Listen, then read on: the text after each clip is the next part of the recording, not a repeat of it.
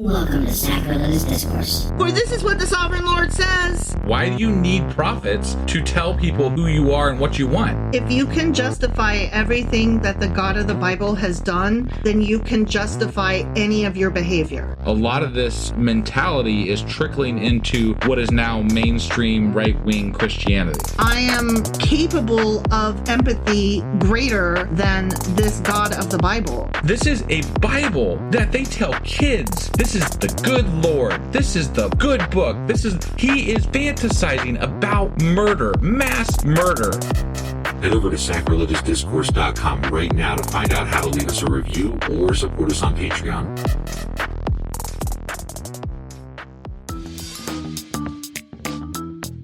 Hey there, sinners and saints. It's your favorite Bible-bashing duo from Sacrilegious Discourse, and we need your help. That's right, folks. We're raising funds for some heavenly equipment and a studio that doesn't sound like it's in the depths of hell. Our current setup, let's just say it's more apocalypse than audiophile. So if you want to hear us dissect the Bible without the background noise of demonic squirrels, chip in a few bucks. We're aiming for $5,000 to upgrade our audio and build a studio worthy of blasphemous banter.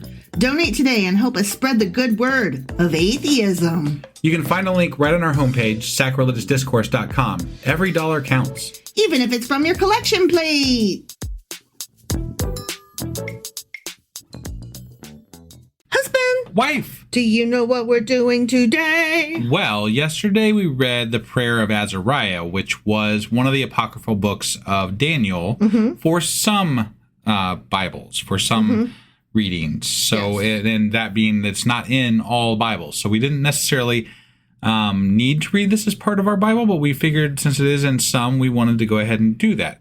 And in that book, or that chapter, that went on forever. Yeah. And they praised God a lot. And all the things, the earth, the dew, the snow, And it the took grass. place in chapter 3 when dude's homeboys were tossed into the furnace. Yeah, they were in the fire. So, yeah, they were dancing around, and then they were like, hey, we suck. God, forgive us for sucking. And then they went on to extol all the things and all the things that like the grass even praised God. Yes. So, I mean... And the sun and the moon and the spring. yeah. It was a lot of... it was very repetitive and very... ugh. Yeah. So that was the Prayer of Azariah. Yes. Which means that today we're going to be finishing up our book of Daniel, and then moving into our regular scheduled, end of book of Daniel stuff with... Bel and the Dragon. All right, let's do this. Okie dokie.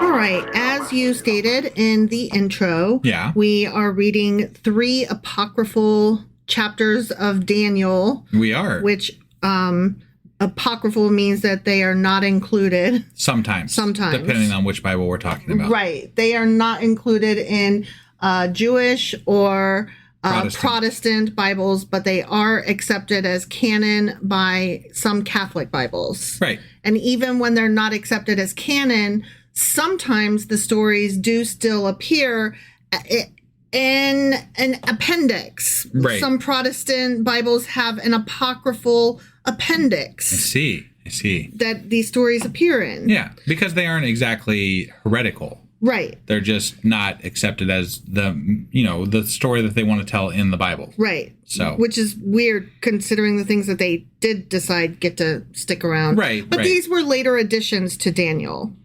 And they didn't fit the mold for what these certain groups wanted to put. Right. Like they had to have certain criteria that fit for the stuff that went into their Bible. So, yes, they did. Which, whatever, that's... I don't care. Yeah. So these 3 chapters are not found in the Hebrew or Aramaic texts of Daniel, and the text of these chapters is found in the Septuagint, which is the Greek translation. Got it. Okay? Yeah. The first one we read was Susanna and the Elders, and then the one that we read yesterday was the Prayer of Azariah and Song of the 3 Holy Children. The one we're reading today is Bel and the Dragon. Okay. And Bel, it's funny, you were asking me how to spell it, and you thought it was like a girl's name, like Belle. Right. Or something like that. Yeah. But it's more like the god Bel, so think Bel. Right. So it's not like a girl and a dragon, which is like the picture that I had in my mind when I was thinking of Belle and the dragon. Right. You know, like a maiden in distress, right? Yeah. A damsel. But no, it's not. Okay. So this one falls after Daniel chapter 12, verse 13 in the Septuagint. Oh. And is an epilogue. Okay. All right. So Bel and the Dragon is believed to have been written between the 3rd and 1st centuries BCE, likely around the time that Daniel was being translated from Hebrew to Greek. Got it. The Greek version dates back to 100 BCE, but the Hebrew version may be even older than that. Okay. However, this chapter was unknown to early rabbinic Judaism. Got it. So we're, as usual, not quite sure what came from where. Okay. Right. While it is considered non-canonical by most Protestants, it is canonical to Catholic and Eastern Orthodox Christians. Sure. This is a Greek apocryphal story that parodies Babylonian gods and aims to discredit them. Interesting. Right? I thought that was interesting. Yeah. This version of the story that we're about to read has been cited as an ancestor of the locked room mystery. Remember, I told you that this one and the first one that we read, Susanna, were considered two of the earliest mysteries. Yeah. This is the other one. Okay. And are you familiar with a locked room mystery? Not specifically. You're in a room, you're murdered, but the room is locked. How did it happen? Oh, okay. If, the doors were not jimmied and the windows aren't broken. Got it. How did the murder occur? Okay. All right. Yeah. So we are going to go read this now, and then I'll have some more notes after. Okay. Yeah. So Bel and the Dragon. Got it. When King Astyages, sure, that guy, right, was laid to rest with his ancestors, Cyrus the Persian succeeded to this kingdom. Okay. Daniel was a companion of the king and was the most honored of all his friends. Now, the Babylonians had an idol called Bel, Bel. Right. Yeah. And every day they provided for it 12 bushels of choice flour and 40 sheep and 6 measures of wine. The king revered it and went every day to worship it. But Daniel worshipped his own God. So the king said to him, "Why do you not worship Bel?" He answered, because I do not revere idols made with hands, but the living God who created heaven and earth and has dominion over all living creatures. Like, duh. All right. Your dude is a statue. Stupid. I mean, they did put a lot of emphasis on the Ark of the Covenant. Yeah. And so I don't want to hear your shit, Daniel. I'm just saying there has been some things that were built in their gods, Y'all did some idling too, Daniel. Somewhat. So don't be so uppity. Yeah. Okay. The king said to him, do you not think that Bel is a living God? Do you not see how much he eats and drinks every day? Hello. And Daniel laughed and said, "Do not be deceived, O king, for this thing is only clay inside and bronze outside, and it never ate or drank anything." Much like the sacrifices you give to your living God. Right. Daniel? It's so funny, isn't it? Yeah. Because I'm like, yes, I agree with you. It is just a statue. Right. So what do y'all do with your what shit? What the fuck is your sacrifices? No one's eating that shit either other than the fucking priests. Exactly. Then the king was angry and called the priests of Bel and said to them, "If you do not tell me who is eating these provisions, you shall die. But if you prove that Bel is eating them, Daniel shall die, because he has spoken blasphemy against Bel." Oh, okay. Daniel said to the king, "Let it be done as you've said. Whatevs, yo." Okay. He's like, do what you gotta do. What? Sure. Now there were 70 priests of Bel besides their wives and children. So the king went with Daniel into the temple of Bel. The priests of Bel said, "See, we are now going outside. You yourself, O king, set out the food and prepare the wine and shut the door and seal it with your signet. When you return in the morning, if you do not find that Bel has eaten it all, we will die. Otherwise, Daniel, who is telling lies about us." They were unconcerned, for beneath the table they had made a hidden entrance. Of course they did. Right, through which they used to go in regularly and consume the provisions. Sure. Not just them, but their whole families. Right, FYI. right, yeah. After they had gone out, the king set out the food for Bel. Then Daniel ordered his servants to bring ashes, and they scattered them through the whole temple in the presence of the king alone. Okay, only the king knew about the ashes. Right, yeah. Then they went out, shut the door, and sealed it with the king's signet, and departed. Mm-hmm. During the night, the priests came as usual with their wives and children, and they ate and drank everything. Yeah. Early in the morning, the king rose and came, and Daniel with him. The king said, "Are the seals unbroken, Daniel?" He answered, "They are unbroken, O king." Yeah. As soon as the doors were opened, the king looked at the table and shouted in a loud voice, "Ah, you are great, O Bel, and in you there is no deceit at all." I love God. But Daniel laughed and restrained the king from going in. "Look at the floor, stupid," he said. He didn't call him stupid. Yeah. I called him stupid. Sure. "And notice whose footprints these are." The king said, "I see the footprints of men and women and children." Okay, yeah. You didn't see the fucking ashes on the floor until I told you to, though, huh? Right. You're so smart. Even though we did this for a reason. Yeah. In your presence. Yes. So. Yes. Boy, you king, no flies on you, huh? Right, yeah. Then the king was enraged, and he arrested the priests and their wives and children. They showed him the secret doors through which they used to enter to consume what was on the table. Mm-hmm. Therefore, the king put them to death and gave Bel over to Daniel, who destroyed it and the temple. Now, in that place, there was a great dragon, which the Babylonians revered. I know, right? What? Sure there was. Just there in the temple. Oh, by the way, we had this statue. We thought it was a god. Just kidding, it's not. Oh, and by the way, there's a dragon. Yeah. Okay. Yeah. The king said to Daniel, "You cannot deny that this is a living God, so worship him." Okay. So first he showed him a statue, and Daniel was like, "No, I have a living God." Right. And so then the king is like, "Well, wait, we have an actual dragon. This is a living God, right? So he's living. Like, it's a fucking dragon." Yeah. Daniel said, "I worship the Lord my God, for he is the living God, but give me permission, O king, and I will kill the dragon without sword or club." Okay. The king said, "I give you permission." Okay. Like, yeah, kill the dragon, whatever. Right. Okay. Then Daniel took pitch, fat, and hair and boiled them together and made cakes, which he fed to the dragon. Okay. The dragon ate them and burst open. Then Daniel said, "See what you have been worshiping?"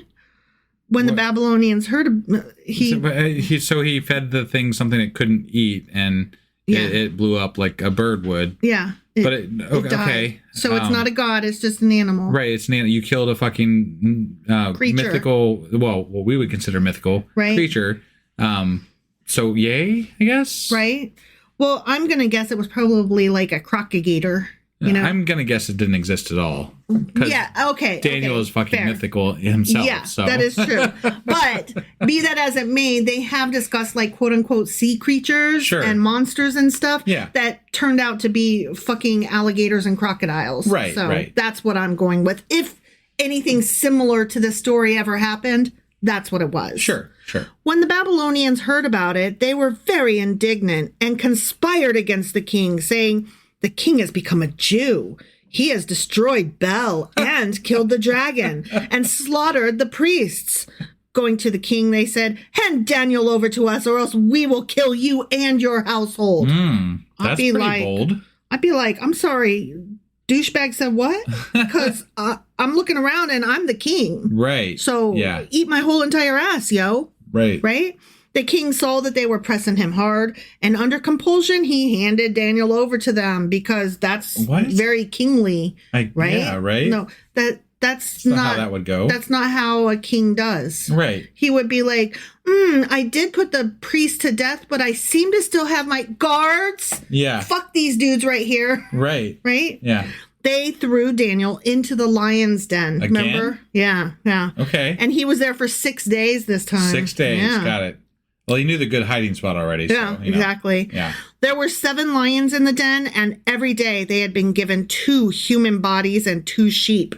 But now they were given nothing so that they would devour Daniel. Sure. Yeah. Now, the prophet Habakkuk, which that's a name that is a book of the Bible that we will be reading at some point. Oh, okay. Yeah. All right. So this Habakkuk guy. He's an actual like prophet of the Lord type person? Yeah. Okay. Yeah. I can't remember if he's one of the minor prophets that we're about to be reading or if he's one of the apocryphal guys that we will be reading after. But he's in there somewhere. He's in there somewhere. Got he it. is a guy. Okay. Okay. All right. So anyway, and he's a prophet. Yeah. He was in Judea. He had made a stew and had broken bread into a bowl and was going into the field to take it to the reapers. But the angel of the Lord, you know the angel. He just be walking around sure. when he's not being held up by fucking demons or whatever, Okay. right? Yeah. He said to Habakkuk, take the food that you have to Babylon, to Daniel in the lion's den. Habakkuk said, sir, I have never seen Babylon and I ain't know nothing about the den. Right. What the fuck? Yeah. Then the angel of the Lord took him by the crown of his head, which he fucking pulled his hair and was like, come here, stupid. Right. And carried him by his hair with the speed of the wind and set him down in Babylon right over the den. Here, now do you see it? That's a very uncomfortable way to travel. Like, could you not? Yeah. Like, I wasn't trying to be rude. I don't know what the fuck you're talking about. Sorry, GPS didn't be invented yet. Did you have to carry me by my fucking hair? Right? Like, here's my hand. Right. Or magic me. I don't know. Yeah. Like, Horcrux much? Then Habakkuk shouted, Daniel, take the food that God has sent you. Wait, how does he even know Daniel's there? I guess God told him? Or the angel of the Lord or whatever told him? Yeah, he said, take the food that you have to Babylon, to Daniel, to the lion's den. All right. And Habakkuk's like, sir, what the fuck you talking about? I don't know What's nothing a Daniel? about it. What's a lion's den? What's a Babylon? Right. Yeah. So the angel picked him up by his hair and carried him over there and was like, here, stupid. Okay. And so then he's like, what, Daniel? Here's some shit. Yeah. Okay. And then Daniel said, you have remembered me, O God, and have not forsaken those who love you. Whee! So Daniel got up and ate, and the angel of God immediately returned Habakkuk to his own place. I wonder if he pulled him by his hair again. Yeah. On the seventh day, the king came to mourn for Daniel. When he came to the den, he looked in, and there sat Daniel. What up? Okay. The king shouted with a loud voice, you are great, O Lord, the God of Daniel, and there is no other beside you. Huh. As he said, well, no, wait, no, that was Nebuchadnezzar that said that. Yeah, this is Cyrus. This is Cyrus, okay. Yeah, right. yeah. Then he pulled Daniel out and threw into the den those who had attempted his destruction. Why didn't he just do that in the first place? If he was already like impressed with Daniel's God. Mm-hmm. Why, instead of like bowing to what they wanted, why didn't he just do that if he had the power to do that? He's clearly a weak piece of shit. Apparently. Anyway, he threw into the den those who had attempted his destruction, and they were instantly eaten before his eyes. The end. Okay. Okay. Yeah. So, this version has been cited as an ancestor of the locked room mystery, which I said. Yeah. Sometime after the temple's condemnation, the Babylonians worshipped the dragon. Okay. The king says that unlike Bel, the dragon is a clear example of a live animal. Daniel promises to slay the dragon without the aid of a sword and does so by baking pitch, fat, and hair to make cakes that cause the dragon to burst open upon consumption. The reason I'm repeating that is because in other variants, other ingredients serve this purpose. So there's more than one different formula recipes to this story. Yeah. All right. In a form known to the Midrash, straw was fed in which nails were hidden. Oh. Or skins of camel were filled with hot coals. I see. Mm-hmm. Okay. And a similar story occurs in Persian poetry where Alexander the Great, or Iskander, as he's known, kills a dragon by feeding it cow's hide stuffed with poison and tar. I see. Yeah. I see. Interesting, yeah? Yeah. So the end. Got it. Yeah. I'm not really sure what to say about that. It's like, why do we have two lion den stories about Daniel? That's really overkill. They clearly picked one and were like, no, this is overkill. You get one lion's den story. Right. Yeah. No, I mean, yeah. There's definitely too many lion's dens. Yeah. And there's too many, but we'll allow one. Right. And but again, I mean, this story, much like the other stories in Daniel, is again trying to get these leaders that had conquered them to admit the wonderfulness and viability of their God, right? Yeah. Like they're trying, not just is our God great, but yours is fake and dumb. Right. It's two separate things they're trying for here. Yeah. And we talked about this all the way through Daniel about how they try too hard to do this. Yeah. Like they are just not, it's not a realistic take on how this would go. No, because they're like, look at how we convinced the people who kidnapped us how awesome our God is. They totally fell in love with our God. Right. After they kidnapped us. Yeah. Yeah. That totally happened. Right. Like, no, dudes, it didn't. Well, and the fact that these are written hundreds of years after these events supposedly took place doesn't lend to the credibility. No. You know, it not just, at all. It lends to the stupidity. Well, yeah, the propaganda aspect of it. Yeah. So yeah. I don't know. It is what it is, but it ain't great, is what it is. That's true for sure. Yeah. All right. Well, that was Bel and the Dragon. It sure as fuck was. Which brings us to the end of Daniel and all its apocryphal nonsense. Yeah. So after today, we're going to be getting into our Daniel wrap up. And then we'll have You're always wrong. Right. Yes. Or the contradictions episode. And then that will finish us up with Daniel. Yeah. And we'll be done. And that will be another book in the bank. That's right. And we'll be on to the next one. Do you know what the next book is? Oh, you know. Off the top of your head? I want to say Maccabees, but I could wait, be wrong. Maccabees isn't even in the regular Bible. Oh, are we it's doing not? Another apocryphal thing, or what are we doing? You know what? I honestly did not even have that pulled up. So. Well, we're doing another book after this, regardless, which will be the 28th book that we do. So, oh, look at you knowing how many books we did. Well, I have to write it every day when we publish our podcast. That is true. Yeah. You do that. So I know. That is true. But regardless, we will be doing a new book of the Bible. Hosea. Okay. Hosea.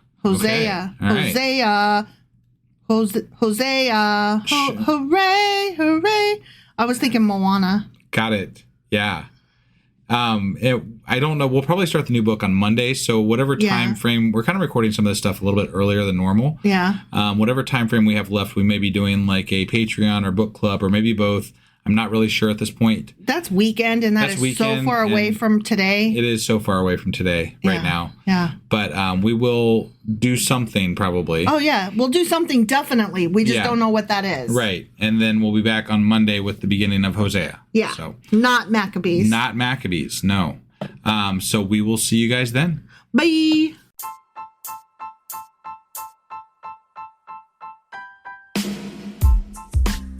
Hey, wife, I guess that's the end?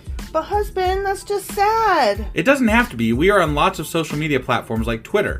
Our handle there is sacrilegious_D. For D's nuts. Oh my God. Stop doing that. Anyway, we're also on Facebook, Instagram, and Pinterest. There's a link to all of our social media sites at our website. Ooh, we have a website? Yeah, it's sacrilegiousdiscourse.com, where you can also find a link to our merch shop. We have a merch shop? Yep, we have podcast-themed clothing, mugs, notebooks, and more, as well as an atheist and science-themed products. Wow, our fans should really go check that out right now. Definitely. They can get in touch with us by sending an email to sacrilegiousdiscourse@gmail.com. But before they do that, we could really use some help. Oh yeah? With what? Well, it's not free running the podcast, and we need some financial support in order to get better equipment, which will free up time so we can concentrate on our podcast and our fans. Okay, so what should they do? Head over to patreon.com/sacrilegiousdiscourse and sign up as a contributor on our podcast. Supporters there receive additional bi-weekly episodes that we record just for our Patreon members for as little as $2 a month. Also, we'd really appreciate it if you would like and subscribe on whatever platform you're using. And Apple Podcast reviews help us out tremendously. Like and subscribe. Leave an Apple review. Join us on Twitter. Support us on Patreon. That's a lot of instructions. Don't forget to say thanks. Thanks. Okay, bye.